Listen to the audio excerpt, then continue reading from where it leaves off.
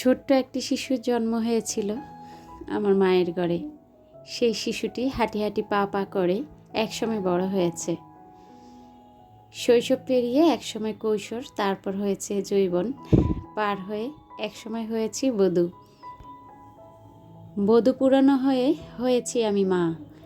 সেই মাটা একসময় হয়ে যাব শাশুড়ি। তো সে দিনটা হয়তো বেশি দিন আর পিছনে নয়। আসলে দেখতে দেখতে কখন যে এতগুলা বছর কাটিয়ে ফেললাম তা বুঝতেই পারিনি। আর সেই ছোট্ট মেয়েটি এখন আমি অনেক বড়। এখন আমি ছোট নেই, আমার ঘরে যে বাচ্চাগুলো হয়েছে তারাই আবার বধূ বেশে এক সময় আসবে। আসসালামু আলাইকুম, MN ব্লগ থেকে আমি নাসরিন রহমান বলছি। আশা করি সবাই ভালো আছেন, সুস্থ আছেন। কথাগুলো কেন বললাম জানেন?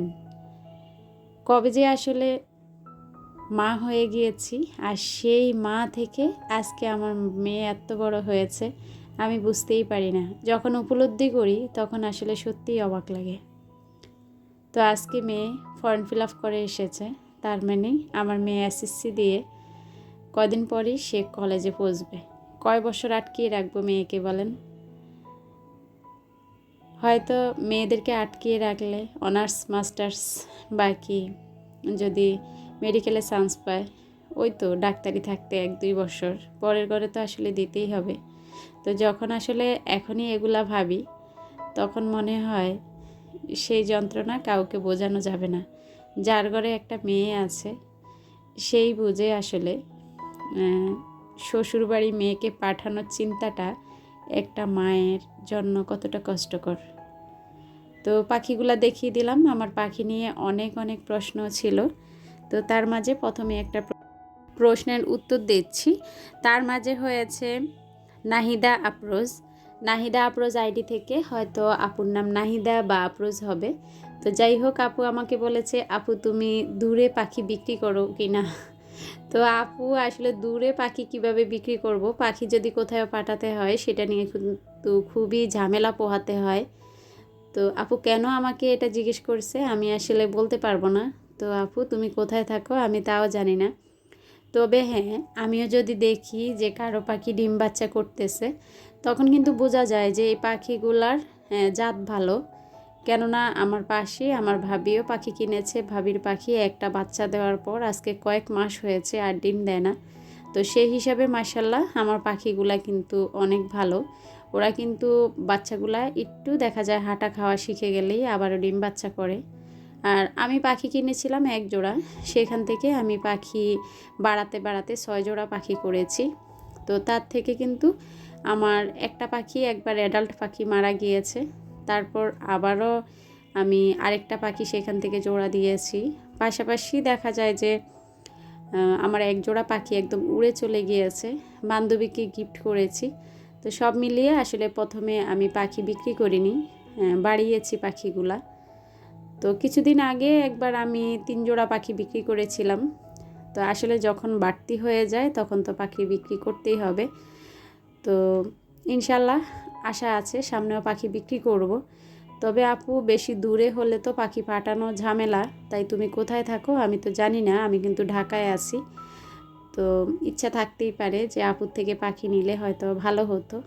তো তুমি আমাকে জানাতে পারো, যদি কাছে দাঁড়ে হয় সম্ভব হয় তাহলে তো আসলে একজনের শখের জিনিস দেওয়াই যায়, না হলে আসলে পসিবল না। তো নাহিদা আফরোজ আপু তোমাকে অনেক অনেক ধন্যবাদ। আপু আমাকে আরেকটা প্রশ্ন করেছে যে আপু তুমি কি খাঁচাগুলা ফ্লোরে রেখেছো কি না। আপু আমি সব সময় পাখি দেখাই, তো তুমি হয়তো ভালো করে খেয়াল করলে দেখবা যে পাখিগুলো আমি আমার ওয়ালের সাথে পিন আপ করে তারপর দেখা যায় যে ঝুলিয়ে রেখেছি। আমি সরাসরি ফ্লোরে রাখিনি, তবে ফ্লোরে একটা খাঁচা আছে সেটাতে আমি আসলে পাখি রাখি না। আর ফ্লোরে আসলে পাখি রেখে এভাবে রাখাও ঠিক না। ইঁদুর, তারপর হচ্ছে চিকা, এগুলা যদি ঢুকেও যায়, কেননা আমি ঢাকায় থাকি, এত বড় বিল্ডিংয়েও দেখা যায় 5 তলায় 6 তলাও ইঁদুর উঠে যায়। তো ইঁদুর কিন্তু পাখির দেখা যায় যে পাটা ছিঁড়ে খেয়ে ফেলবে, এই আর কি। তো যাই হোক, কথায় কথায় আমি সকালের নাস্তাটা বানাচ্ছি। তো সকালের নাস্তায় আজকে হচ্ছে খিচুড়ি। জেবা মুবাশিরা আইডি থেকে আমার প্রিয় সুপিয়া আপু আমার কাছে খিচুড়ি রেসিপি চেয়েছিল। তো আসলে আমি কথা বলতে বলতে খিচুড়ি রেসিপিটার কথা ভুলেই গিয়েছি। তো তারপরও বলে দিচ্ছি, আপু তুমি দেখতে পেয়েছো, প্রথমে আমি পেঁয়াজটা তেলের মধ্যে ভেজেছি, তারপর সেখানে আমি একটু আদা বাটা এবং রসুন বাটা দিয়ে সেখানে দিয়েছি আমি মুগ ডাল এবং মশারির ডাল, তারপর হলুদ, মরিচ, লবণ, এলাচ, দারচিনি, তেজপাতা সব কিছু দিয়ে আমি কাঁচামরিচ সাথে দিয়ে ডালটা কষিয়েছি। তারপর আমি এখানে পোলাও চালটা অ্যাড করেছি। আর যেভাবে পোলাও রান্না করি আর কি আমরা, তো সেইভাবেই আসলে পানির মাপটা দিয়েছি, ঝরঝরি খিচুড়ি হয়েছে। তো আশা করি আপু তুমি দেখতে পেয়েছো। আসলে আমি পাখির কথা বলতে বলতে দেখা যায় দেরি হয়ে গিয়েছে। তো খিচুড়ির সাথে খাওয়ার জন্য আমি এখানে ডিম ভাজা করে নিচ্ছি। তো সকালেও আসলে ডিম ভেজেছিলাম, সেখানে ডিমও আছে। এখন আমি আর আমার বড় মেয়ে বাসায় আছি, নিয়াজ আর নিসা কিন্তু স্কুলে। বড় মেয়ের আজকে ফর্ম ফিল আপ হয়েছে, তো এই জন্যে কথাগুলো বললাম আর কি। মেয়েটা দেখতে দেখতে কবে যে বড় হয়ে গিয়েছে আসলে বুঝতেই পারি না। তো আমার তো মনে হয় যে আমি এখনও ছোট, মানে আপনাদের ভাইও বলবে, নিজে যেই আসলে আস্তে আস্তে বয়স বাড়তেছে বা দেখা যায় বয়স আসলে বাড়ে না, বয়স কমতেছে, তো সেদিকে আসলে কোনো খেয়াল নেই। তো তার ভিতরে দেখতে দেখতে মেয়ে বড় হচ্ছে, সেরকম আসলে ভিতরে আমার এখনও ওইরকম কিছু কাজ করে না যে আমার মেয়ে বড় হয়েছে। কিন্তু মাঝে মাঝে কিছু উপলব্ধি করলে আমার মনে হয় যে মেয়েটা বড় হয়েছে। তো আজকে যখন ও ফর্ম ফিল আপ করে এসেছে, তখন আমার মনে হয়েছে আমরা যখন আসলে গ্রামে 9-10 পড়ি তখনই কিন্তু আসলে বিয়ের প্রপোজাল আসতো। তো এখন হয়তো আমরা শহরে বাচ্চা বুচ্চা মানুষ করতেছি, এগুলো আমরা চিন্তাও করি না। আমরা এখন চিন্তা করি যে আমার মেয়ে মেডিকেলে পড়বে, তারপর দেখা যায় যে ওদের আশা পূর্ণ হবে, পড়ালেখা শেষ করবে, তারপর বিয়ে শাদি, এই আর কি। কিন্তু আমরা আসলে যারা গ্রামে মানুষ হয়েছি তাদের কিন্তু সম্পূর্ণই সেটা আলাদা ছিল। মানে পড়ালেখা করেছি ঠিক আছে, কিন্তু ঠোকর খেতে খেতে আর কি। তো দেখা যায় বাবা মা আমাদেরকে যতটুকু পড়ালেখা করিয়েছে অনেক কষ্ট হয়েছে ওনাদের, কেননা দিনের মধ্যে কয়েকটা বিয়ের প্রস্তাব আসতো, তো সেটা নিয়ে বাবা আসলে মানে দেখা যায় অতিষ্ঠ হয়ে যেত। তো যাই হোক, অনেক কথা বলে ফেললাম পারিবারিক। তো যাই হোক, দোয়া করবেন আমার মেয়ের জন্য, আজকে ফর্ম ফিল আপ করে আসছে। আল্লাহ যেন আমার এবং আমার পরিবারের, আমার মেয়ের মনের আশা আল্লাহ পূর্ণ করে। আমার মেয়ে ছোটোবেলা থেকেই বলতো যে সে ডাক্তারি পড়বে, জানি না আল্লাহ পাক আমার মনের আশা পূর্ণ করে কিনা। তো আপনাদের কাছে দোয়া চাচ্ছি মেয়ের জন্য। তো এখানে আমি টি টেবিলের উপরে এই যে দেখেন গাছগুলা কেমন জানি কিছু অংশ মরে গিয়েছে, সেটা সরিয়ে দিলাম। আর টি টেবিলটা ধুলাবালি ছেড়ে নিয়েছি। এখন আমি সুরেকের উপরে এসেছি। তো সুরেকটার উপরও জানালার পাশে রেখেছি, তাই দেখা যায় প্রচুর ধুলাবালি জন্মেছে। তো সেগুলো একটু পরিষ্কার করে নিচ্ছি। আর সুরেকের উপর নতুন কিছু অ্যাড করে আজকে সাজাবো। সব সময় আসলে একরকম ভালো লাগে না। আর আমি যে ক্যাপসিকামের শোপিসটা এনেছি এটাতে আসলে লবণদানি, তো আমি এটাতে লবণ রাখি না, শোপিস হিসেবে রেখেছি। এটা আসলে ডাইনিংয়ে রাখলে কেউ ডাইনিংয়ে বসলে এটা নিয়ে শুধু হাতাহাতি করে, তো আমার মনে হয় কোন সময় পড়ে ভেঙে যায় আল্লাহই জানে। তো তার জন্য এটাকে অন্য কোথায় সরাবো, তাই আজকে আমি এটা সুরকের উপরে স্থান দিব আর কি। তা আপনারা আমার গোছানো দেখতে থাকুন। আর আমি একটা মানে কয়েকজন আপুর কমেন্টস পড়তেছি, তো তার মধ্যে হয়েছে প্রথমে পড়তেছি আয়েশা সিদ্দিকা আপুর কমেন্টস। আপু আসলে নীরব দর্শক, আপু কোনো ইউটিউবার না। তো আপু কালকে আমি ভিডিও দেইনি, পরশু ভিডিও দিয়েছি, সেখানে আপু লিখেছে ইউটিউবের ভিডিও দেখতে আসলেই সবাই কেন জানি ইউটিউব ছাড়ার কথা বলে।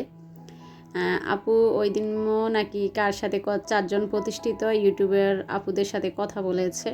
তো অনেকেই বলছে যে ভিডিও দিতে মন চায় না, আরেকজন বলেছে যে ভিডিও ছেড়ে দিতে ইচ্ছা করে। তো আপু বললো আর কি, মানে আপুরা যেহেতু আসলে ভিডিও দেখে, অনেককে ভালোবেসে ভিডিও দেখে, তো আপু বললে যে এটা বলে কেন এরকম আর কি। তো আসলে আপু তোমাকেও বলছি, আর আমার মনের কথা বলছি আর কি, আসলে কেন সবাই এই কথাটা বলে। আসলে ইউটিউবে একটা ভিডিও দিতে খুবই কষ্ট হয়, আমরা যারা ইউটিউবিং করি তারা বুঝি।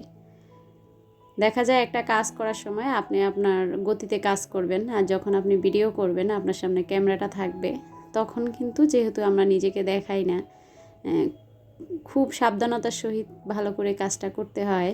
তারপর দেখা যায় ভিডিও এডিট করা, ভয়েস দেওয়া, একটা সময় নিয়ে ভিডিওটা আপলোড করা, সব মিলিয়ে আসলে সময় প্লাস ধৈর্য অনেক কিছুই লাগে আসলে। তো অনেক সময় দেখা যায় তারাই ছাড়ার কথা বলে, আমি যতটুকু মনে করি আমার অভিজ্ঞতা থেকে, যে সেই অনুযায়ী সে ফল পাচ্ছে না বা দেখা যায় ওইরূপ ভিউজ হচ্ছে না, তার জন্য আর কি। তো সেরকম প্রতিষ্ঠিত বা দেখা যায় যে ইনকাম হচ্ছে ওরকম আপুরা হয়তো ছাড়ার কথা নাও বলতে পারে। আবার অনেকে দেখা যায় যে বলতেও পারে, কেননা একঘেয়েমি এসে পড়ে অনেক সময় ভিডিও দিতে দিতে। তো এই আর কি আসলে আপু ব্যাপারটা। আশা করি তুমি বুঝতে পেরেছো। আমি যদিও তোমার কমেন্টসের উত্তর দিয়েছি, তবে আপু তোমাকে অসংখ্য অসংখ্য ধন্যবাদ। নীরব দর্শক হয়ে সবসময় আমার ভিডিওগুলো তুমি ওয়াচ করো, তার জন্য মন থেকে তোমার প্রতি রইল অনেক অনেক দোয়া এবং ভালোবাসা। এখানে কিছু গিফট করার জন্য আর কি গিফট আইটেম কিনে এনেছি। তো কাকে গিফট করব, কেন কিনেছি সেগুলা নাই বললাম। তো এই গিফট আইটেমগুলো আমি দেখছিলাম আর কি। তো পাশাপাশি স্মৃতি হিসাবে রাখার জন্য আমি এগুলো একটু ভিডিও করে রেখে দিলাম। তো কেমন হয়েছে জানাতে পারেন, এই আর কি।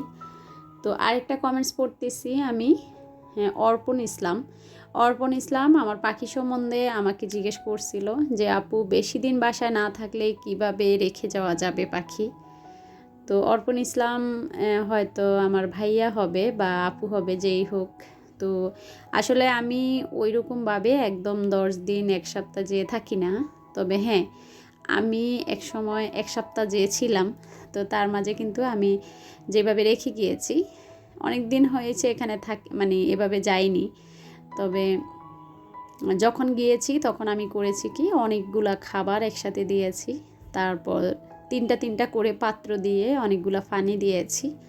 তারপর আমি এভাবে পাখিগুলা রেখে গিয়েছিলাম, কবুতরগুলা রেখে গিয়েছিলাম। তো আপনাদের ভাইয়া কিন্তু আমার সাথে এতদিন থাকে নাই আসলে, আপু বা ভাইয়া যেই বলেন। তো উনি কিন্তু মাঝখান দিয়ে চেক করেছে যে আছে কি না। তো আমি আবার মাঝখান দিয়ে ওনাকে বলছিলাম যদি ময়লা হয়ে যায় পানিগুলো চেঞ্জ করো, সমস্যা নেই।